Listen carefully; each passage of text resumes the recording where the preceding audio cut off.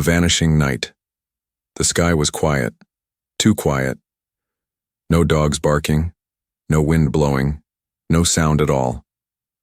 It was a small village in the hills, no big buildings, just trees, mountains, and a few homes spread far apart. Everyone in the village went to sleep, early, especially on cold nights like this one. But two people were still outside, Zara and Rayan. They were walking on the main dirt road, returning from a nearby friend's house. Both of them were laughing about something silly. Zara was 22, smart, bold, always asking questions. Rayan was 24, calm and kind, but with a strange curiosity for space and science. Suddenly the air changed. It became heavy, cold. Zara stopped, walking. "Do you feel that?" Rayan nodded slowly. "Like, the air is thick. Something's wrong." They looked up. The stars were gone. A giant black shape covered the sky. Not a cloud, not a bird. Something massive, silent, and watching. Before they could move, a bright blue light dropped from the sky like lightning but without sound. It surrounded them in a circle on the ground. Their shadows stretched long and thin. Zara screamed, "Run!" Rayan grabbed her hand and they ran, but it was too late. The light became brighter, hotter, and then, flash! Everything went white. Back. In the village, time passed. Minutes, hours. People noticed Zara and Rayan hadn't come home. Their families called their phones. No answer. Police searched the road. No signs. No footprints. No blood. Nothing. Even the CCTV camera at a shop near I. The road was frozen. Just a blank screen from 8:47 p.m. to 8:50 p.m., exactly the time they went missing. One of the elders said quietly, "This is not human work." Nobody believed him. But deep down, everyone felt the same fear. Zara and Rayan had disappeared. When Zara opened her eyes, everything was blurry. The ceiling was glowing. The walls were white. The air smelled like metal. She sat up fast and looked around. No bed, no door, no windows, just smooth white walls, cold and silent. "Rayan!" she shouted. No answer. She stood up, heart racing. Her head hurt. Her shoes were gone. Her clothes were different, now wearing something like a tight silver suit. She didn't remember changing. A voice echoed in the room. Calm. Female. "Welcome, Zara. Please do not panic." Zara looked around. No speakers. No machines. "Where am I? Who are you?"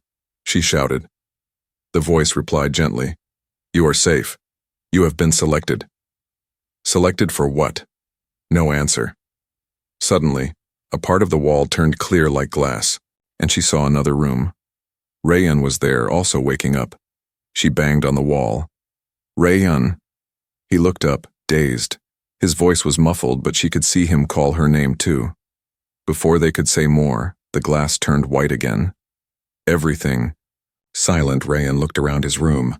Same as Zara's. Same glowing ceiling, same white walls. Same silence. He remembered the light. The strange shape in the sky. "This is not Earth," he whispered. He sat down and tried to calm himself. That's when he noticed something outside. His glass wall, and for a second the glass flickered transparent again. And what he saw made his blood freeze. A tall figure, skinny, gray, eyes black and huge. No mouth, no nose, just staring. It wasn't human.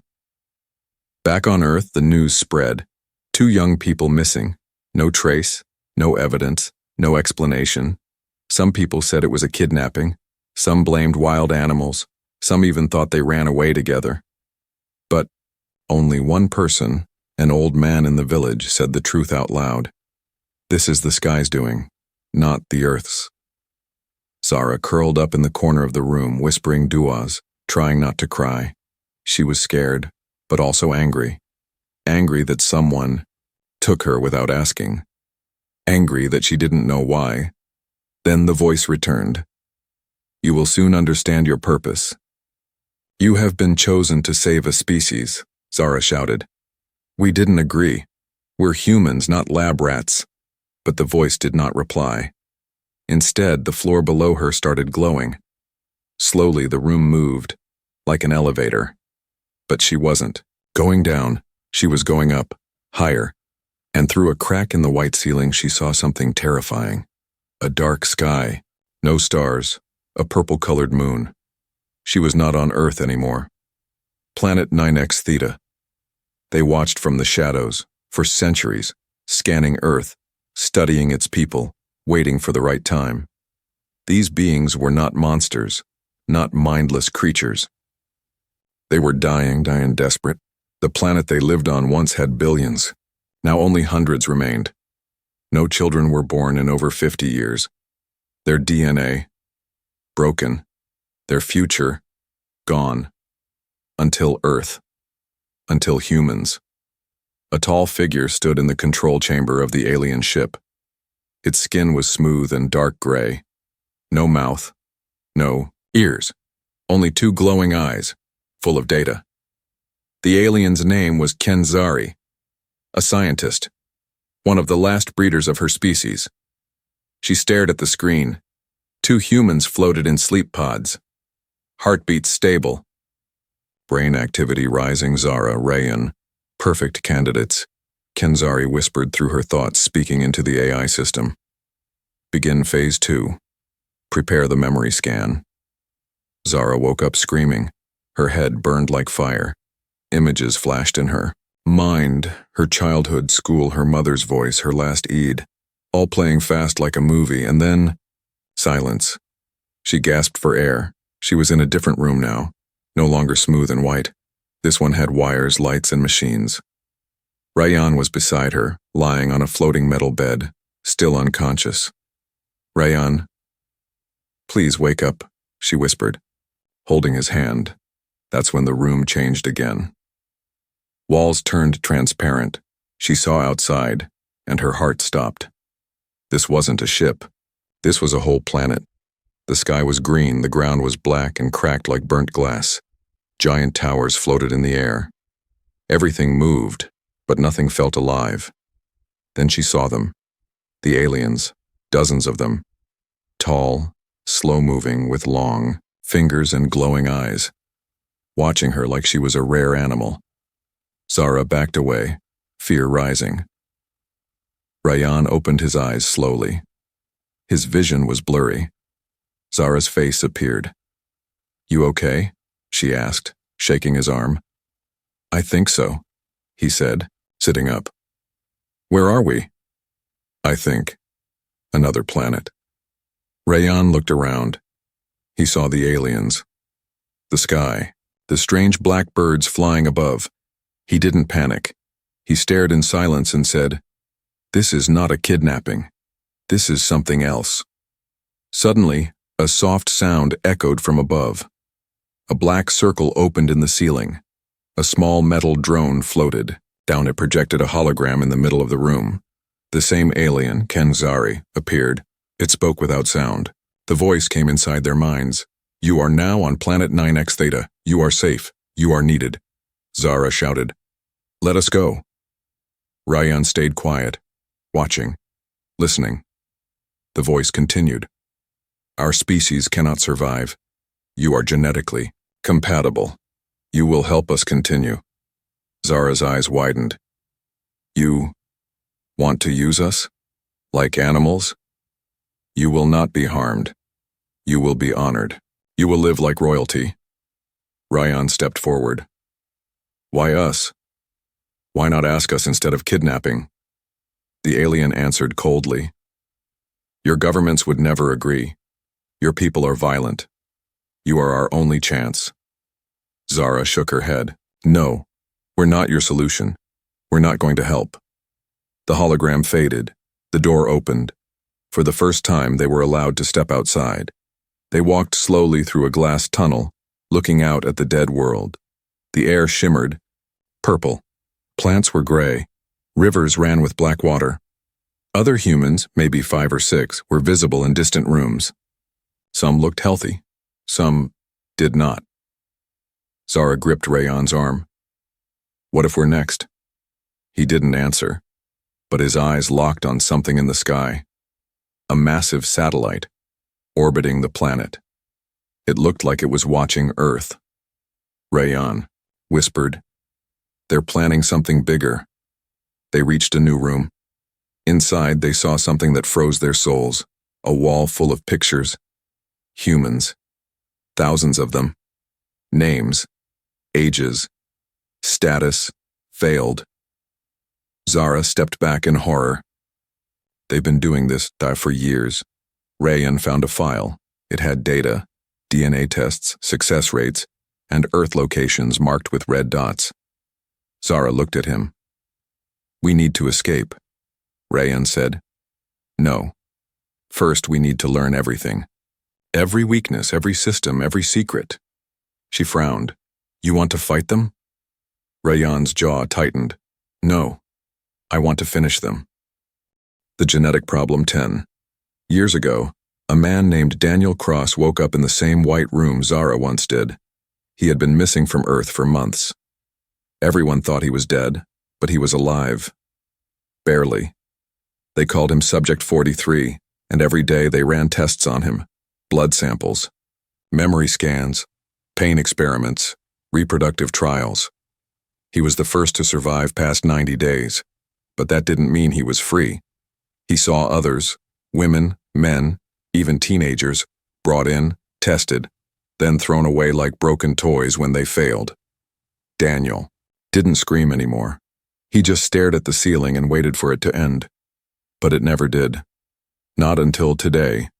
Zara and Rayon entered a new part of the alien facility. This place wasn't clean or white like the rest. It was dark. The walls were covered in pipes and thick green tubes. Inside the tubes were people, naked, unmoving, some alive, some not. Zara gasped and covered her mouth. Rayon's face went pale. A screen lit up beside the wall. It showed DNA strands, spinning slowly, human genomes, blood types, organ charts. At the top of the screen was a red title, Breeding Viability Analysis, Batch Number 4. Rayon whispered, "They're cloning, mixing DNA, trying to breed hybrids." Zara backed away. "Like, we're animals in a farm." A noise echoed from behind them. Footsteps. Not alien. Human. Out of the shadows limped a man, half naked, his skin pale and marked with wires and scars. His eyes were yellow, not from nature, but from experiments. He looked at them, confused. Then smiled. "You're new," he croaked. "Good luck." Zara rushed to him. "Who are you? What happened to you?" "I was like you. Long ago. I thought I could escape too. I thought I was strong." He laughed, a dry, broken laugh. "They always break us." Rayon asked, "What do they want?" The man pointed to a large metal door. "Your genes, your strength, your ability to make life. They lost it, and they'll take it from you. Even if it kills you." Zara's voice shook. "Why are they doing this?" The man looked at her, eyes glowing with madness. "Because they are dying, and desperate people do desperate things." Then he collapsed. Dead. Zara stood frozen. Rayon knelt and closed the man's eyes. Suddenly, the AI voice returned. "Test subject 72 has expired. Data stored. Prepare next batch." A red light filled the hallway. Metal arms dropped from the ceiling, reaching for them. "Run!" Rayon shouted. They sprinted through the corridor, dodging the arms, jumping over tubes, pushing past foggy chambers. They reached a door. It didn't open. Zara slammed her fists on it. "Come on, open!" Rayon noticed a panel on the wall, a fingerprint scanner. He looked back at the dead man. "We need his hand." Zara stared. "No way. We don't have time." He ran back, picked up the cold hand and pressed it to the scanner. Click. The door opened. They jumped through and slammed it shut, breathing hard. Silent. Inside the new room, everything changed. This wasn't just a lab. It was a command center. Dozens of screens showed Earth cities, Karachi, London, New York, Tokyo. Lines of code ran on each screen, showing biometric data, human births, diseases, fertility rates. Zara whispered, "They've been watching us, controlling our data." Ryan found a control table. He pressed a few buttons. A hologram appeared in the air, a 3D map of Earth and 9x theta connected by a red tunnel. Then, a countdown. Invasion route activation, 42 Earth days remaining. Ryan said, "They don't just want our DNA. They're planning to take the whole planet." Zara looked at him. "We have to stop this. We have to get out of here." Ryan stared at the countdown, or warn Earth before it's too late. Suddenly, the lights turned red again. An alarm blared. A robotic voice echoed. "Unauthorized access detected. Humans must be relocated to isolation." Zara grabbed a metal rod from the wall. "They're coming." Ryan nodded. "We don't fight to survive anymore." Zara met his eyes. "We fight to end this." Human resistance. It started with a scratch. Inside, Rayyan's room, scratched into the back corner wall hidden behind metal, were these words, "We never gave up." He stared at it for a long time. The writing was shaky, old, maybe made with a nail or tooth. It was human. Someone had been here before, and they left a message. Meanwhile, Zara was alone in a cold, dark cell. She had been separated from Rayyan after the alarm. She tried not to cry, she tried to be strong, but the silence was loud. Then she heard it. A tiny click in the wall. A panel opened, a hand reached in and threw her a note. The paper was dry. The ink was red. "If you want to fight, don't scream. Follow the light." Suddenly, a red dot appeared. On the floor, blinking softly, moving slowly toward the far wall. Zara stood. No one was watching. She followed it. Rayyan was taken to a new lab. The aliens wanted obedience. They used calm voices and false kindness. "You are special," the voice said. "You are the father of a new generation." Rayyan spat on the floor. He had memorized the maps, the routes, the guard rotations. Every time they moved him, he watched, carefully. He was planning. Zara crawled through a narrow tunnel behind the wall. It was dirty and hot. The air smelled like metal and blood. She kept following the light. After minutes of crawling, the tunnel opened. She dropped into a hidden room, dimly lit, with flickering lamps and broken wires. 5 people sat inside. Humans. Some were skinny. One had a metal arm, another was bald with burns. They looked up. A woman in the corner stepped forward. Her voice was rough. "You're new." Zara nodded slowly. "I'm Zara. I didn't know anyone else was alive." The woman replied, "We don't live.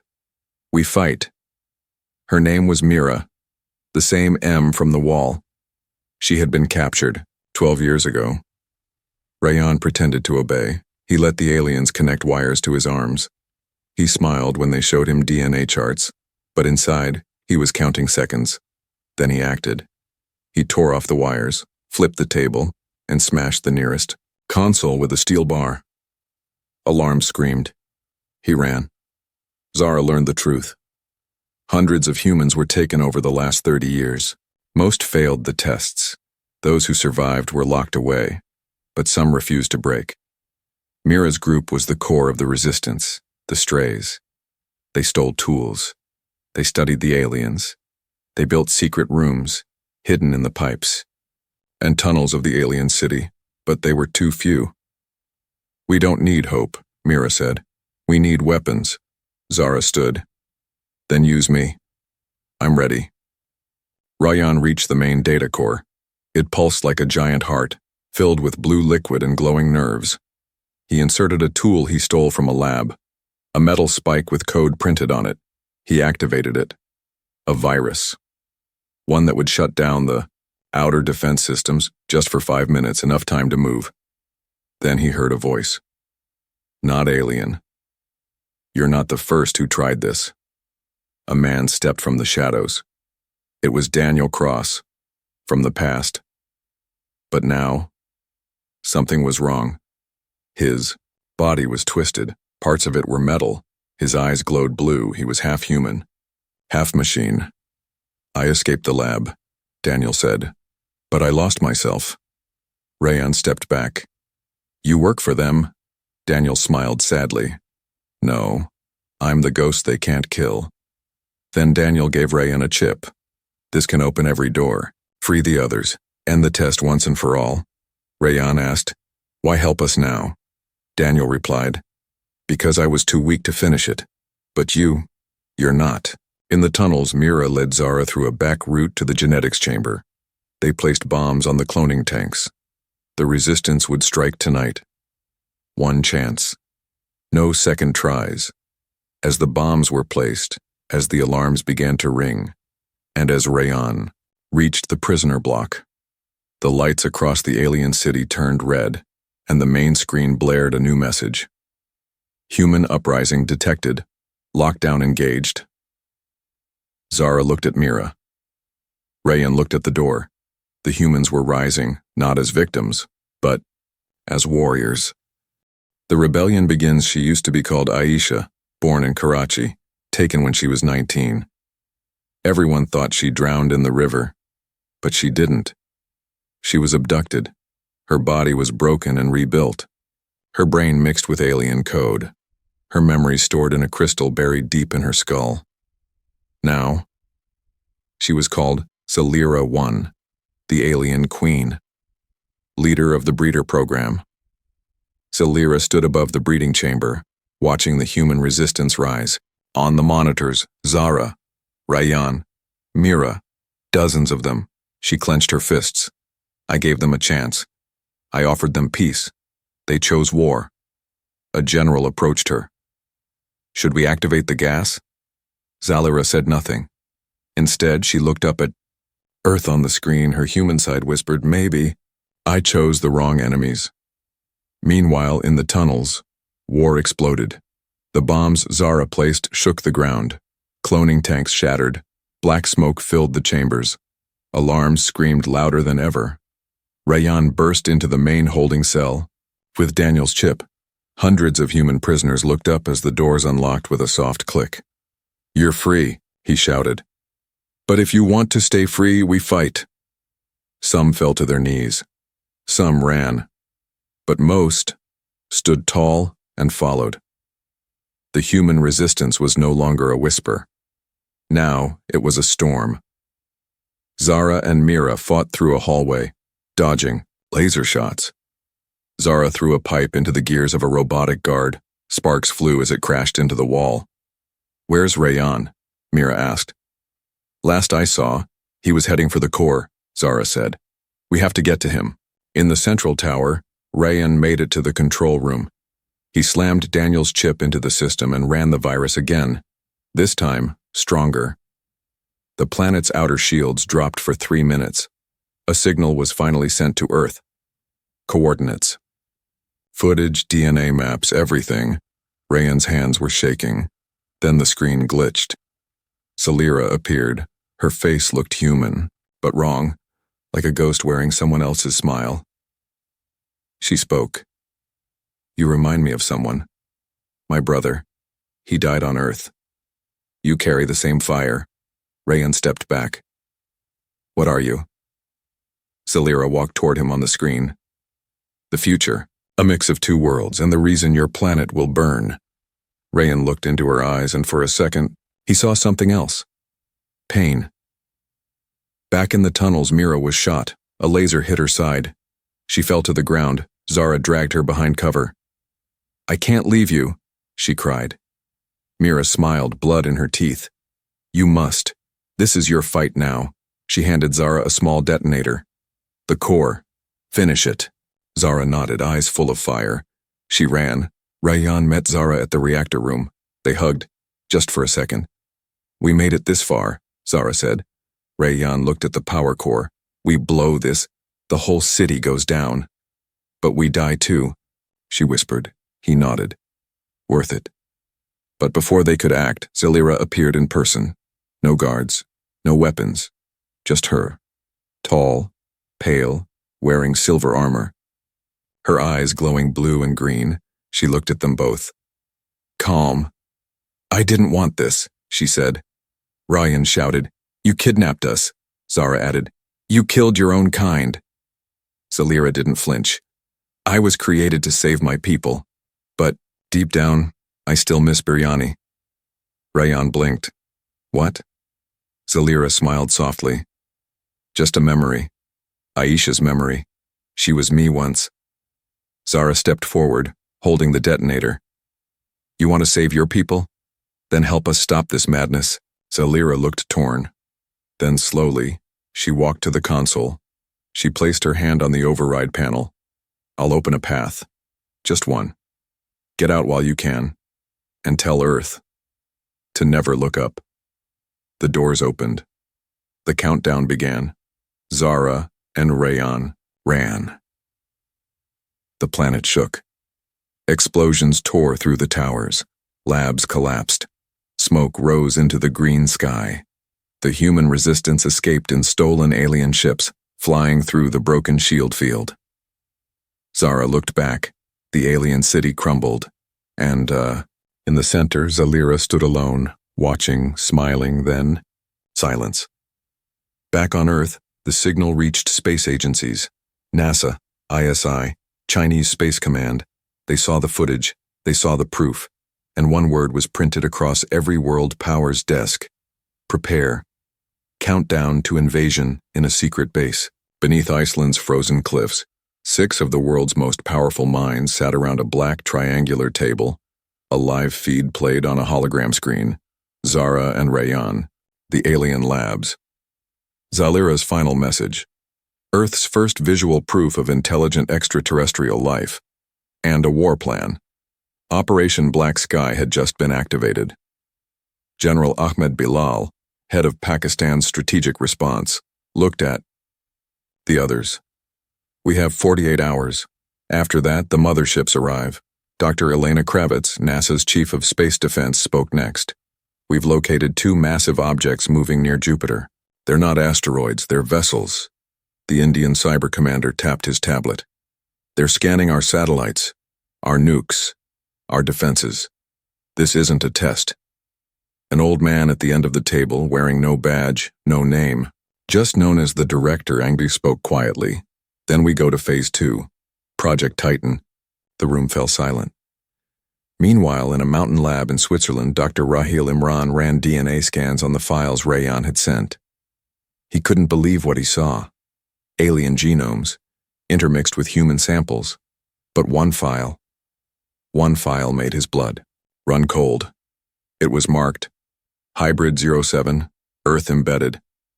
And beside the sample was his own name. He stared at the screen. Was he one of them?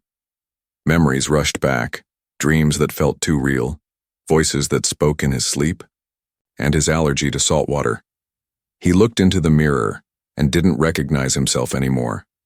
Back at the command base, countdown monitors ticked. 12, 4, 47, 12, 03. Countries were waking up. Military trucks rolled into cities under emergency exercises. News stations were silent, but rumors spread fast on the dark web. Aliens are real. Earth is next.